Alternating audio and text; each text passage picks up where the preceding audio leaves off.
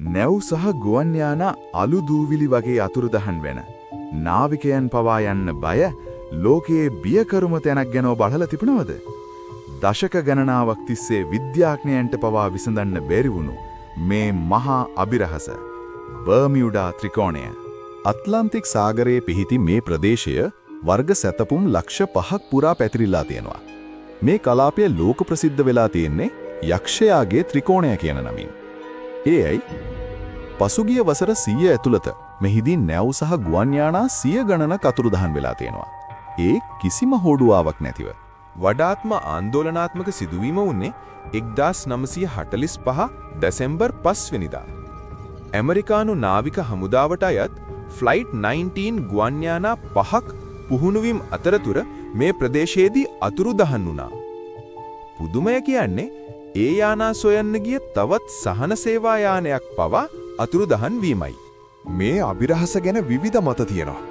ඇතමුන් කියන්නේ මේක පිටසක්වල ජීවීන්ගේ රහස් කඳවුරක් කියලා. තවත් පිරිසක් විශ්වාස කරන්නේ මීට වසර දහස් ගණනකට පෙර මුහුදේ ගිලී ගිය ඇට්ලැන්ටිස් නගරයේ තියෙන අධිබලති ශක්ති ස්පටික නිසා යාන අනතුරට පත්වෙනවා කියලා. ඒ වගේම මුහුදු රාක්ෂයන් සහ මියගිය නාවිකයන්ගේ ආත්ම ගැනත් විවිධ කතා තියෙනවා. නමුත් විද්‍යාඥයන් මේ ගැන මීට වඩා වෙනස් මතයක් දරනවා. මීතේන් වායුව.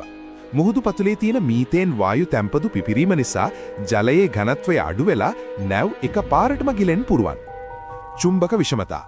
මේ ප්‍රදේශයේදී මාලිමා යන්ත්‍ර වැරදි දිශාවන් පෙන්වන බව වාර්තා වෙනවා. භයානක කාලගුණය.